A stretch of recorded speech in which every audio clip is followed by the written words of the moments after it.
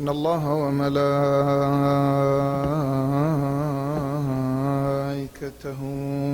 يصلون على النبي يا أيها الذين آمنوا صلوا عليه وسلموا تسليما.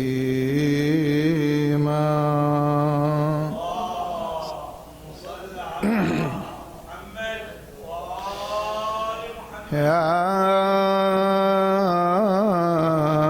أهل بيت رسول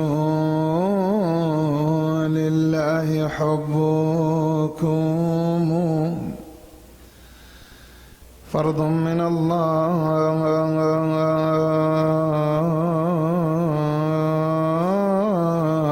في القرآن أنزله كفاكم من عظيم الشأن أنكم من لم يصلي عليكم لا صلاة له.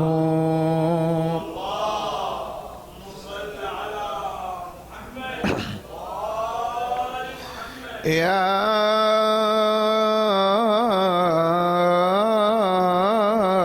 حبذا دوحة في الخلد نابتة ما مثلها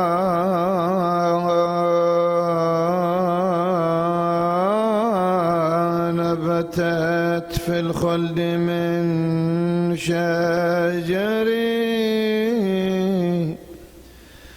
المصطفى أصلها والفرع فاطمة ثم اللقاح علي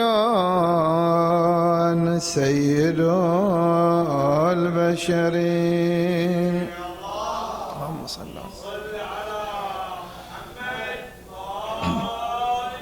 على المصطفى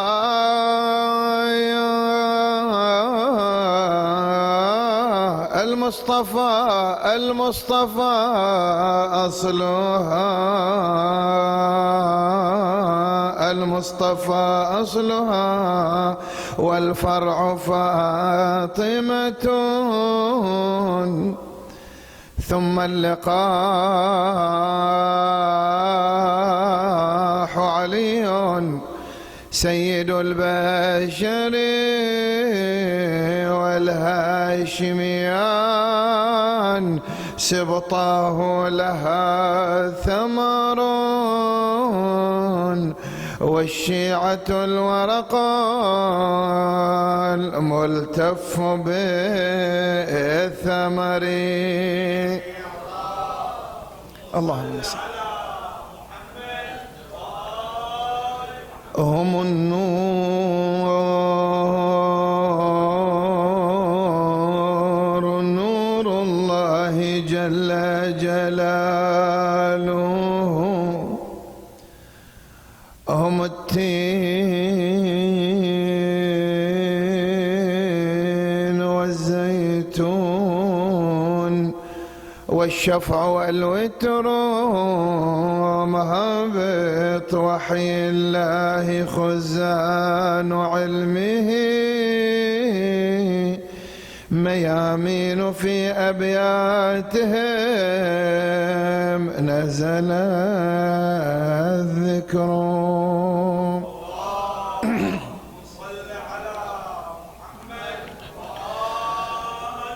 بآل محمد عرف الصواب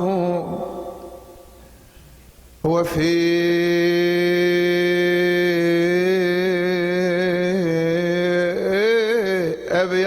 أبياتهم نزل الكتاب وهم حجج الإله على البرايا بهم وبجدهم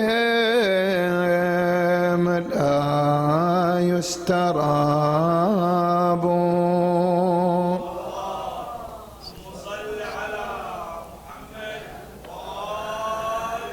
لا لا لا لا عذب الله أمي إنها شربت حب الوصي،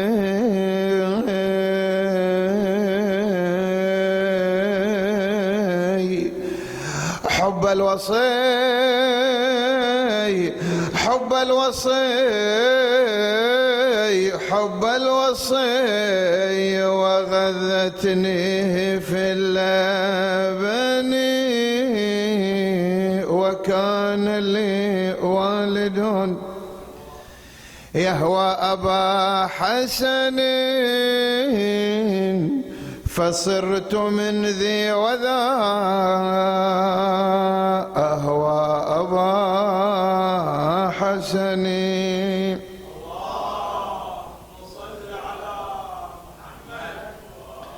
ثاني يرحمكم الله. ثانية صلوا على محمد وآل محمد. اللهم صل على محمد وآل محمد. ثالث على حب رسول الله.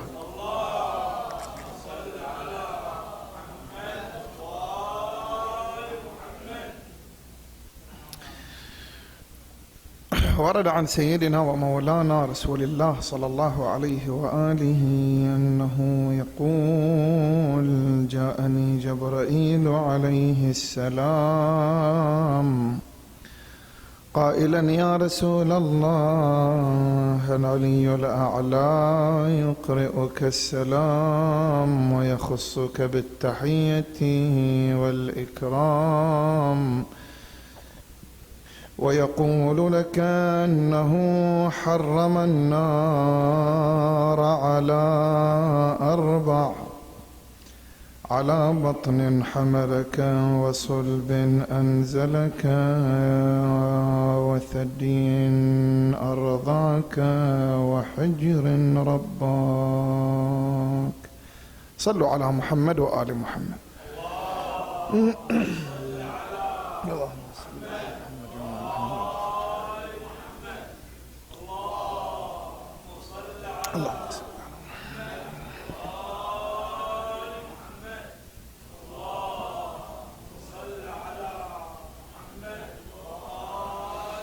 هذا المولد الشريف العظيم الذي به بزغ نور سيد الكون صلى الله عليه وآله، والذي ما أن أشرق نور رسول الله صلى الله عليه وآله حتى الكون اهتز، الجمادات فرحت لمولد رسول الله صلى الله عليه وآله، مو بعد اللي فيها حياة، جمادات.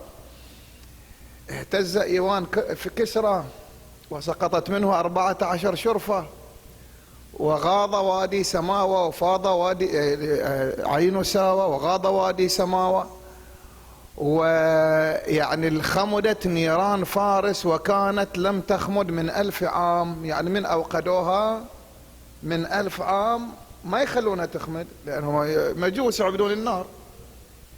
فالنار إلههم، مثل ما كفار قريش كانوا يعني يقدمون الأكل والطعام للأوثان والأصنام حتى على أساس يأكلونهم.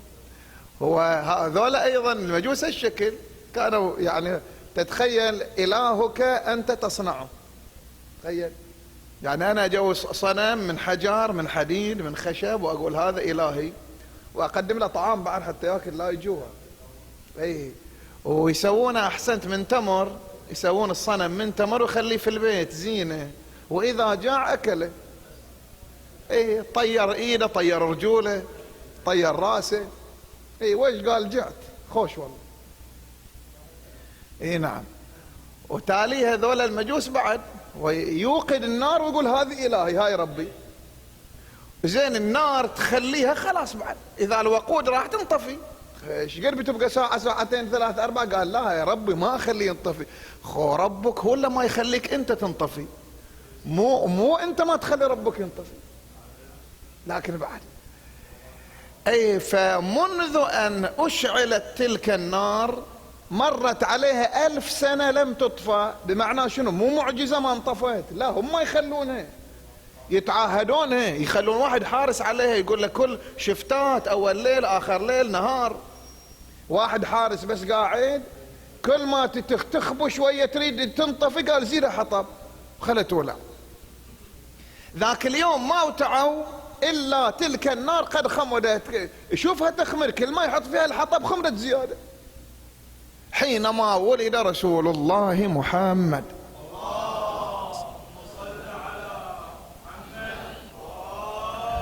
إذن هذا الكون قاعد يتغير ويتحرك. الكون الجمادات هذه تتحرك لأجل مولد رسول الله صلى الله عليه وآله، وهذا إيذان بقدوم ذلك المصلح العالم العظيم الذي سيغير من وجه الأرض، راح شوية يخلي الإنسان له قيمة إلى اعتبار في هذا الكون. إبليس، تقول رواية إبليس في السماء وإذا بأبنائه الشياطين والمرض ذول الصغار ولاده اجوا له قد لجأوا إليه وخايفين. ايش فيكم؟ قالوا والله ما شفنا الا الشهب والنيازك تلاحقنا مثل الصواريخ ورانا، واللي تصيده من الشياطين تضربه. جديدة بعد.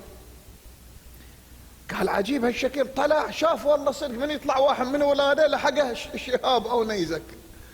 قال لا هاي اكيد خو ابليس بعد فاهم عالم وواحد بسيط. قال لابد وانه حدث حدث مهم في هذه الارض، شي ضدي هذا مو وياي، خلي اشوف. قال لكن يعرف وين يروح. نزل الى الارض. وين راح الى مكة المعظمة، رزقنا الله واياكم الوصول. وصل الى مكة، راح عند الكعبة، عارف طريقه، واذا يشوف الناس ملتمة هناك عند بيت عبد المطلب سلام الله عليه. ولا مو شاف الناس بعد، شاف ملائكة نازلين ومعهم الأمين جبرائيل سلام الله عليه. جاء على هيئة طير، تقول الرواية إبليس نزل على هيئة طير، وصل عند جبرائيل شافه عرفه، قال له ها يا ملعون ايش جاي تسوي هنا؟ قال له بس سؤال يا جبرائيل، ورد غطاء. ايش عندكم؟ يعني ليش هاي الشهب والنيازك تلاحقني وتلاحق أولادي؟ وش عندكم هناك لكم متجمعين ملائكة نازلين؟ هاي ما تصير إلا يوم القيامة، قامت القيامة. قال لا، وإنما ولد هذه الساعة سيد الخلق وخاتم الأنبياء والمرسلين محمد. اللهم صل وسلم محمد. قال له زين بعد بسألك سؤال. تقول الرواية فنهره جبرائيل وطرده. قال له احمد ربك سؤال جاوبناك عليه، يلا فارق. قال له لا بس هذا السؤال أجيب، بس ما عنده غيره. قال له خلصني. قال له يا جبرائيل أولي سلطة عليه؟ أنا أقدر عليه هذا لو لا؟ السؤال لا يهم جبرائيل.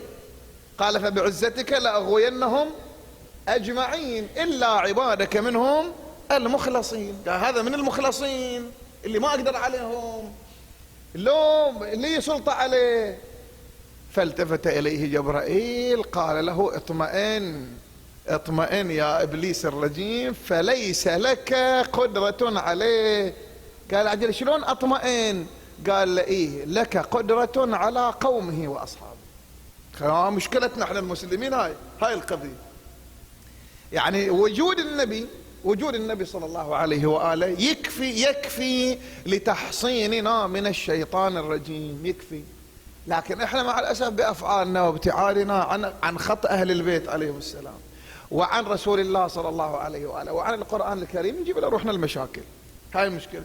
وإلا النبي صلى الله عليه وآله محطات حياته حينما يقولون أن إبليس حينما رفع النبي عيسى المسيح سلام الله عليه حجب إبليس عن 4 سماوات، صار ما يقدر إلا 3 سماوات يدخلهم، يعني الأولى الثانية الثالثة، من الرابعة ما يقدر يدخل. عفوا حينما ولد عيسى بن مريم سلام الله عليه. وحينما ولد رسول الله صلى الله عليه وآله حجب إبليس عن السماوات السبع، خلاص صار ما يقدر يخترق واحد، حده في الأرض يبقى وأجواء الأرض، ما يقدر يطلع للسماوات السبع. هاي شنو معناه؟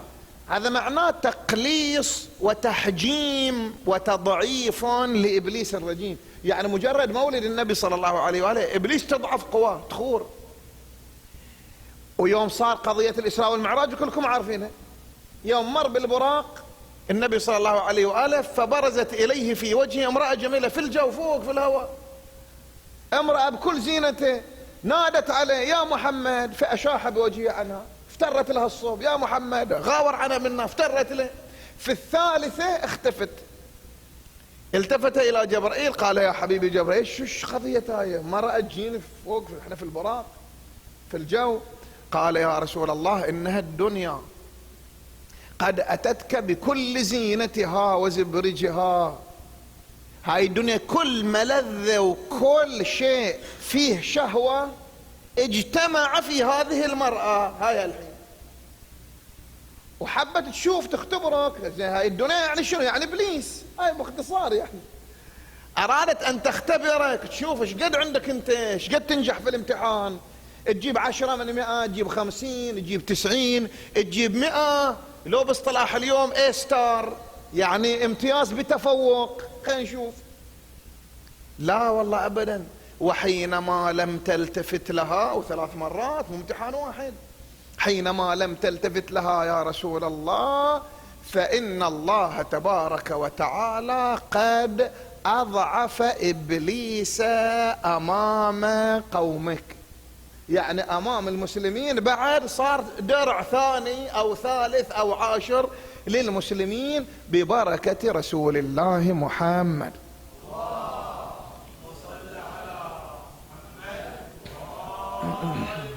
وهذه ترى يعني برغم هاي التسهيلات بس ببركة وجود النبي صلى الله عليه وآله، بركة مولد النبي، وجود النبي صلى الله عليه وآله، إبليس يضعف. ومع ذلك شوف إبليس قد قادر يحرك ويسيطر على المسلمين مع الأسف. يعني قال له ألي سلطة عليه؟ قال له لا، وإنما على قومه. زين، وبعد النبي قاعد يشتين صلى الله عليه وآله أن يضعف إبليس عن قومه، وبعد قاعد يشتغل عليهم إبليس ولعب فيهم لعبة. ولآخر لحظات رسول الله صلى الله عليه وآله، وللتو مرة وفاة النبي صلى الله عليه وآله، آخر لحظات وهو يقول لملك الموت ثقل علي وخفف على أمتي، لأن هذول بيلعب فيهم إبليس لعبة، خفف عليهم، خلي الثقل عليه وخفف عليهم. يوم شاف بعد ما في فايدة، ما منهم فايدة المسلمين. ولهذا الجمادات، شوف الجمادات اهتزت لبركة مولد رسول الله صلى الله عليه وآله. العين والنهر اللي دائما غايض وما في قطرة ماء فاض، والنهر والعين اللي دائما فايضة غابت ولا قطرة فيها. شنو يعني؟ يعني السالب يصير موجب والموجب سالب، الزايد قاصر والقاصر زايد. شنو معناها؟ حار بارد والبارد حار. شنو معناها أضداد؟ هذا تعني شنو؟ تعني أن هذا المولد سيقلب الموازين، راح تتغير الأمور. الضعيف بيصير قوي والقوي بيصير ضعيف، المتروس بيصير ما عنده في كيسه شيء، واللي كيسه خلي لا بيصير مشحون. هذا ببركة مولد رسول الله صلى الله عليه وآله. 360 صنم حول الكعبة من الأصنام الصغار طبعا لأن أنواع لهم، أما أصنامهم الكبار اللات وهبل والعزى وكذا فوق سطح الكعبة.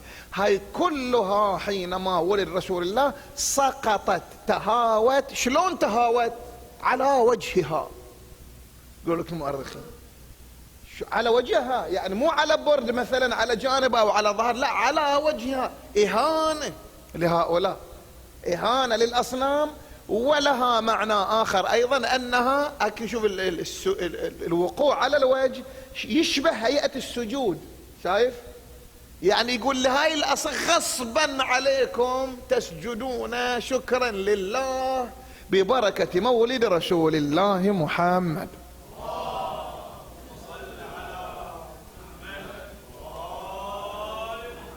لهذا شوف التغيير الموازين. بمجرد ولادة النبي صلى الله عليه وآله، وجود النبي وبعثة رسول الله صلى الله عليه وآله، يتغير الموازين. سلام الله عليه. أمه آمنة ابنة وهب، شنو هي مقامة عند الله تبارك وتعالى.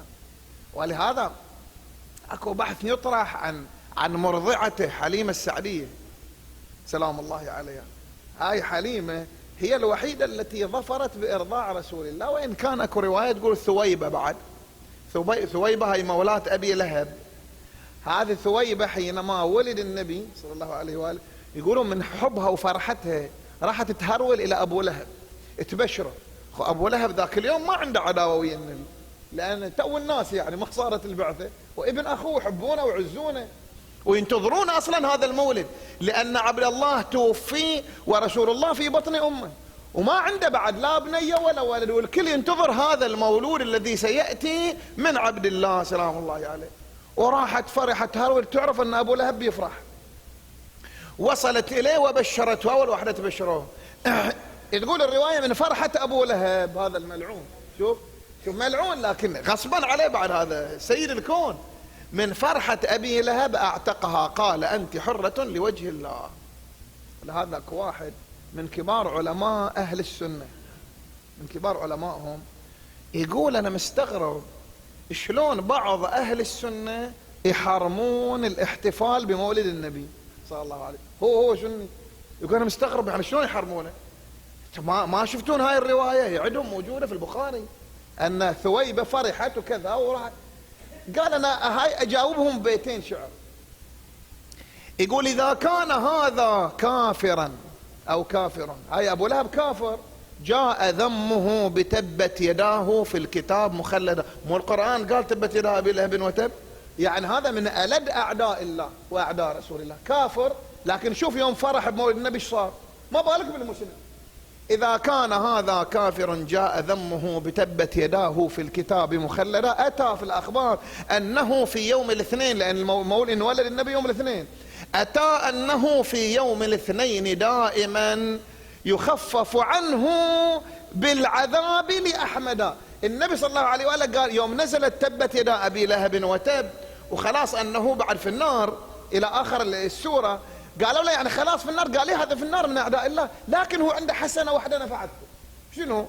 قال بأنه كل يوم اثنين يخففون عنا العذاب شوية. ليش؟ لأنه فرح بمولدي. يوم جت ثويبة وبشرته فرح وأعتقها، يوم الاثنين يخففون عنه. طبعا هاي الرواية موجودة عندهم، مو موجودة عندنا، احنا مو موجودة عندنا، ولعلها هذه من المدسوسات، لكننا نلزمهم بها. خلي يلتزمون بها بعد، يتورطون بها شوية وهم جابوها.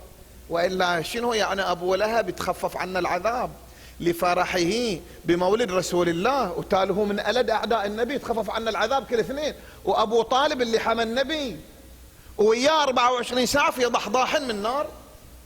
هاي موازنة يعني صحيحة؟ هذه غريب عجيب. وإن كان هاي رواية تبدو مرسوسة، يعني أن أبا لهب يخفف عن العذاب، لكن هو يقول إحنا عندنا هالشكل في البخاري ومسلم، إحنا عندنا. فعلى أي أساس واحد يحرم النبي؟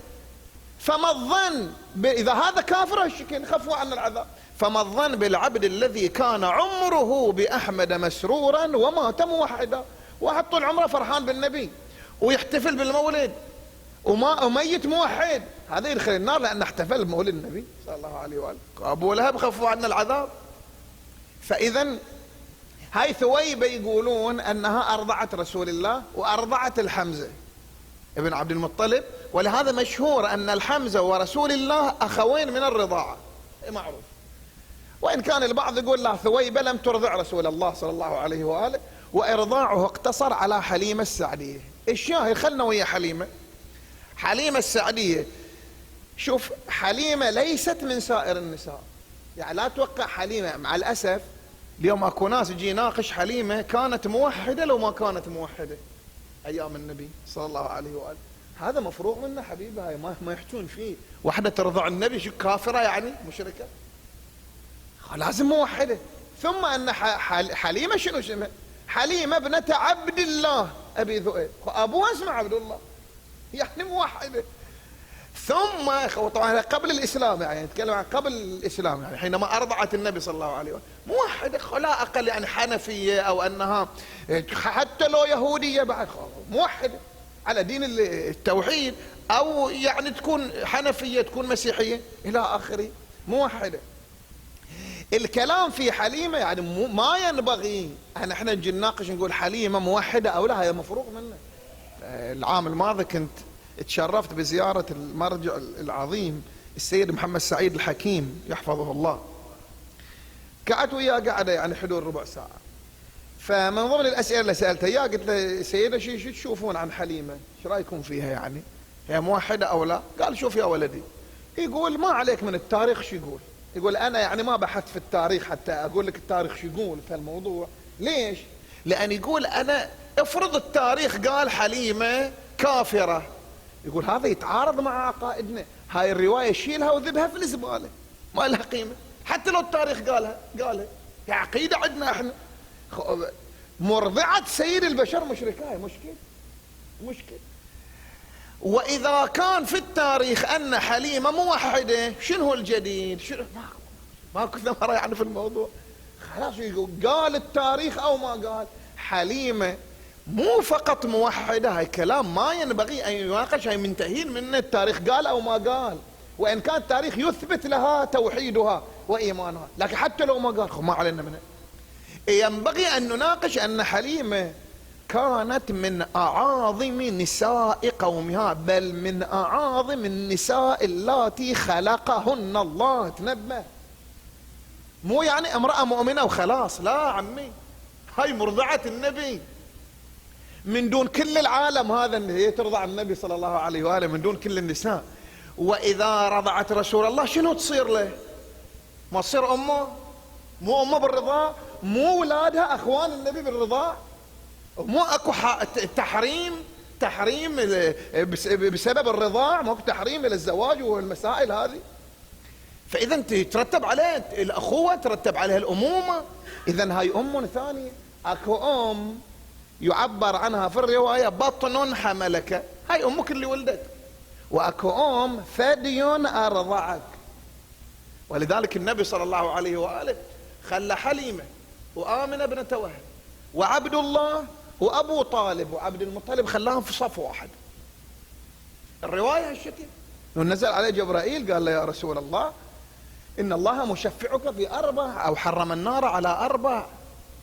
بطن حملك وهي آمنة، والرواية تقول هالشكل بطن حملك وهي آمنة بنت وهب، صلب أنزلك وهو عبد الله بن عبد المطلب، وحجر رباك، أكو رواية عبد المطلب وأكو رواية أبو طالب، وثدي أرضعك وهي حليمة السعدية سلام الله عليها. تخيل يخلي يمكنهم في عرض واحد أربعتهم، لأن هذا أبوه هاي أمه، وهذا جده أو عمه، وهذه أمه أيضا.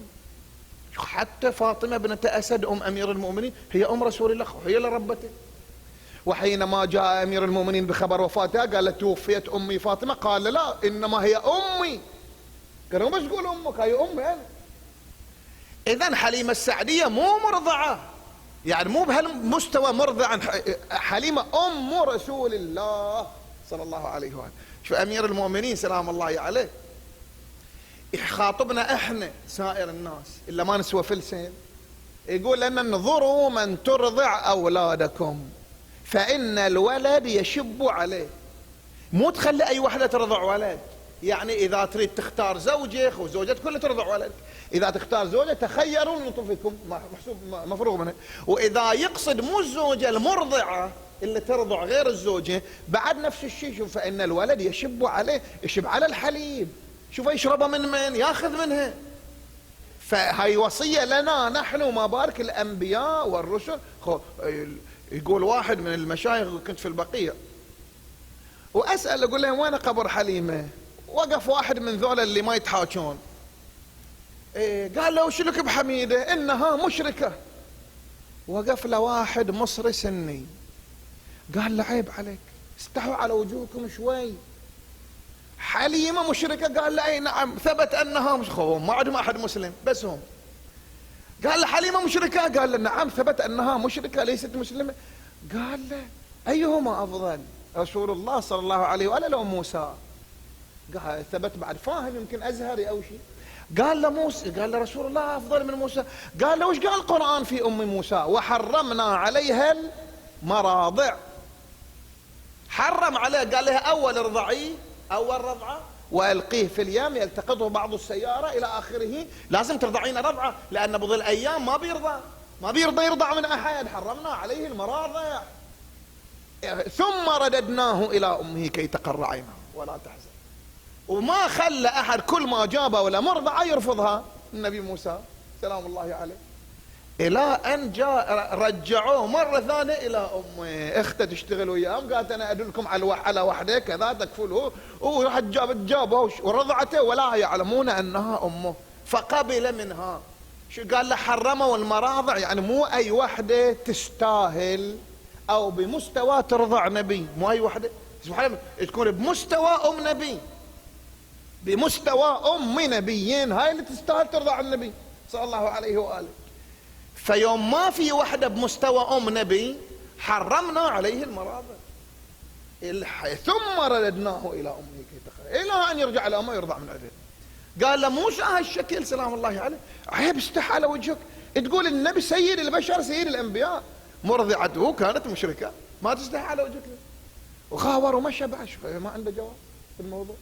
فإذا حليمة شوف باطن حملك يا آمنة وثدي أرضعك. حليمة السعدية حليمة من أول المبادرات للإسلام. حليمة وين؟ حي بني سعد. هاي في حي بني سعد، وين يصير؟ صوب الحديبية، إذا صار في الصلح الحديبية هناك، يعني أقرب إلى مكة، مو أقرب للمدينة، بعيد عن المدينة وقريب إلى مكة، لكن هو مسير أيام من مكة إلى الحديبية إلى حي بني سعد. وتاليها تسمع أن النبي بعث، فتأتي بزوجها وأولادها، لأن بعد يعني الحليب الذي شربه رسول الله صلى الله عليه وآله، يقول فقهاء حليب فحل. الفحل من هو؟ هو زوجها، هاي لازم يصير ذا شرف بعد، مو أي أحد، الحليب منه. وأولادها إخوة النبي من الرضاعة، لازم لهم شرف ولهم قيمة، وهي أمه التي أرضعت إلها شرف وإلها قيمة. ولهذا حليمة وزوجها وأولادها من أوائل المسلمين. شوف في مكة ناس ما زالوا كفار، وحليمة تطلع من حي بني سعد وإجي تسلم، تعلن إسلامها للنبي صلى الله عليه وآله. وشوفها النبي يقول ليش ماذا بك يا حليمة؟ أشوف كأنكم رجعتون فقارة مثل أول.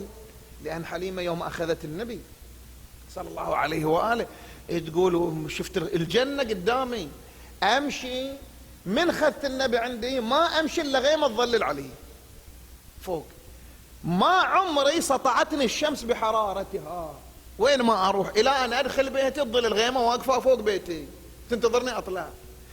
أحط إيدي في مخباي أريد أطلع دينار يطلعون 1000 دينار. تقول ما مددت يدي إلى أحد قات من أخذت النبي صلى الله عليه وآله. كانت فقيرة حتى يجيبون لها تمر وكذا صدقة، فنهرها رسول الله، كان عمره أيام، أنطقه الله قال يا حليمة لا تأكل الصدقة، أنا ابنك ما أكل الصدقة، وأنت محسوبة علينا على بني هاشم، لا تأكل الصدقة فإنها عليك حرام، وأنت كنت فقيرة الآن غنية بوجودي. لا خلاص انتهى هذا الموضوع. فكانت حليمة من أغنى نساء العالم حينما رضعت النبي صلى الله عليه وآله. زين رجعت ورجع النبي إلى حياته الطبيعية، استفقرت من جديد، راحت البركة وإجت تسلم. قال لها أشوف شنكم فقارة؟ قالت له إيه والله يا رسول الله. من رحت عنه بعد راحت الخيرات.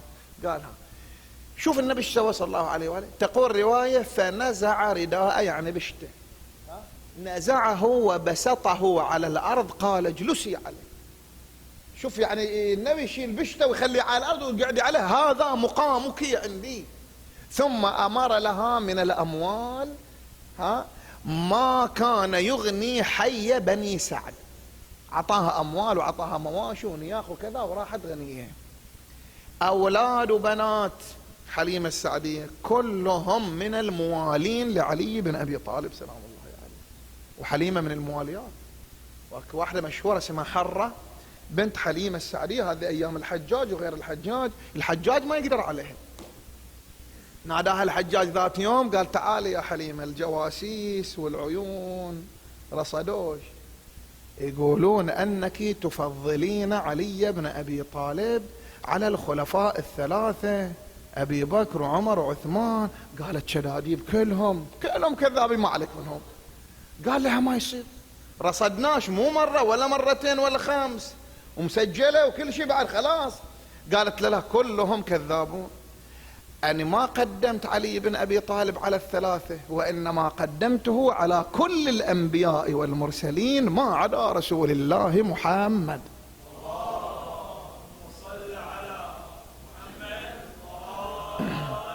أما ذول الثلاثة ما يتقاسون بالأنبياء. قال أخذ على منه على فلان وفلان الثاني.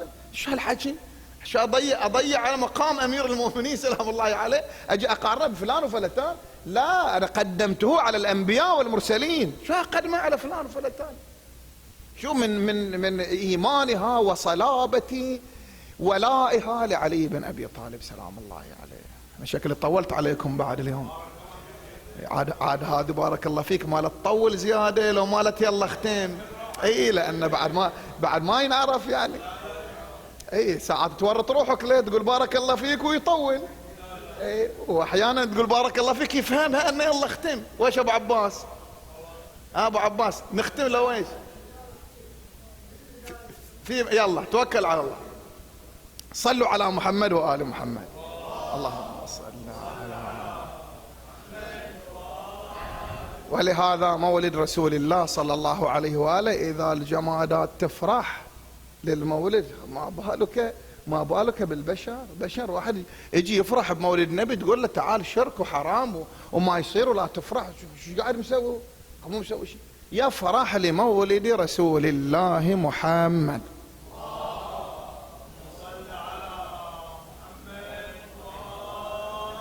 انتم وراكم مجالس وانا بعد وراي مجلسين ترى بعد، بس لان كلهم في المنامه فيعني قريب صايرين لي.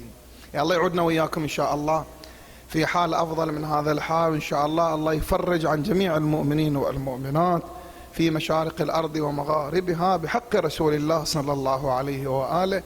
واقعا حينما ولد رسول الله صلى الله عليه واله ولد وهو خرج من بطن أمه وهو ساجد إلى الله رافعا سبابته إلى الله تبارك وتعالى معلنا عن التوحيد. ونحن نتلو مولد رسول الله بالصلاة على محمد وآل محمد.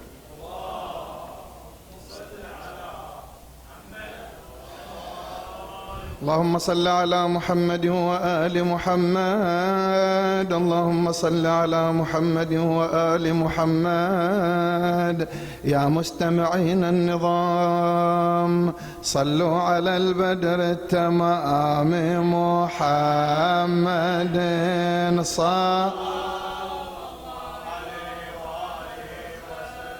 اللهم صل على محمد وآل محمد. تقول آمنة ابنة وهب عليها السلام لما أن حملت بابني محمد صلى الله عليه وآله لما حس بثقل ولا ألم في بطني ولا ما تشعر به الحبالى حال الحمل. وكان الجنين الذي في بطني يحادثني وأحادثه ويؤنسني وأؤنسه. يا مستمعين النظام صلوا على البدر التمام محمد.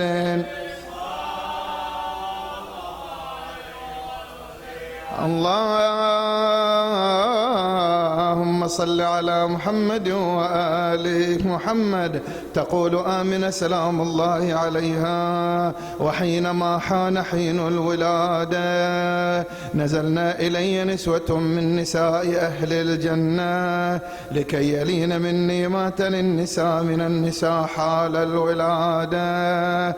يا مستمعين يا كرام استعدوا للقيام.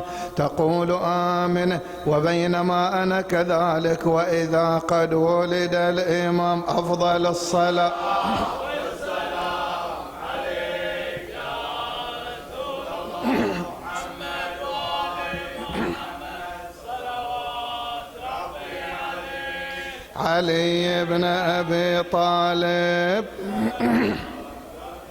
فاطمة الزهراء، الحسن والحسين، معصوم زين العابدين، صاحب العصر والزمان إلهي عج، صاحب العصر والزمان إلهي عج. ناخذ هوسات بسيطة نفرح بمولد النبي صلى الله عليه وآله ونسألكم الدعاء بالفرحة. بالفرحة أم المصطفى دمعتها أنهار أنهار، لما بزغ نور النبي وضوى بالنهار، واصنام كل المشركين بنورة تنهار. ها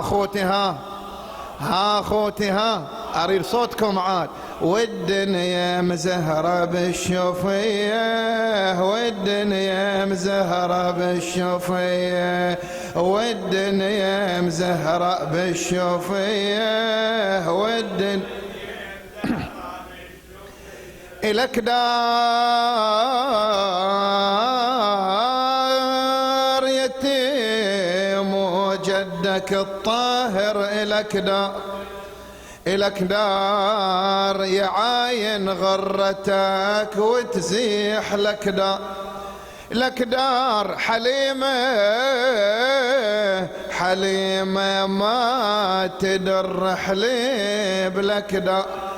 عجيبة شلون يا ابن الهاشمية، عجيبة شلون يا ابن الهاشمية، عجيبة شلون يا ابن الهاشمية، عجيبة شلون. ما تم نصب بولادتك إبليس، ما تم سرور بصلب عيسى أبد، ما تم سرور بصلب عيسى أبد، ما تم عن أولاده أحد بالسما، ما تم إلا بالنيازك الهرمية، إلا بالنيازك الهرمية، إلا بالنيازك الهرمية، إلا بالنيازك. حبك يا رسول الله تجارة أبد متبور، لا يمكن تجارة دموع العين من حبك تجارة. ها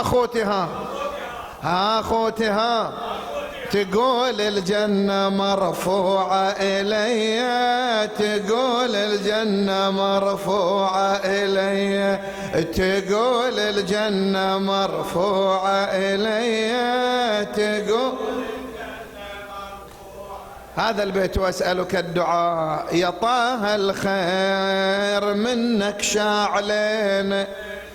شاعلنا سهام العشق، قلبي شاعلين يا بلسم على القلب قد شاع لنا، على الإنسان رحمة عالمية، على الإنسان رحمة عالمية، على الإنسان رحمة عالمية، على الإنسان. وأفضل الصلاة والسلام عليك يا رسول الله محمد وآل محمد، صلوات صل على محمد. علي بن أبي طالب، فاطمة الزهراء، الحسن والحسين، صلوات ربي زين العابدين، صلوات ربي أئمة المعصومين، صلوات صاحب العصر والزمان إلهي عجل فرج، صاحب العصر والزمان يا الله إلهي أسألك وأدعوك بسيدنا ومولانا خير البشر رسول الله صلى الله عليه وآله أن تفرج عنا يا الله فرجا عاجلا غير آجل كلمح للبصر أو هو أقرب من ذلك يا كريم. اللهم شافي كل مريض وفك كل أسير ورد كل غريب إلى أهله سالما غانما. اكشف هذه الغمة عن هذه الأمة بمحمد وآله سرج الظلمة، وإلى أرواح موت المؤسسين والحاضرين والسامعين والشهداء والعلماء وخدمة الحسين. رحم الله من يقرأ الفاتحة قبلها الصلوات.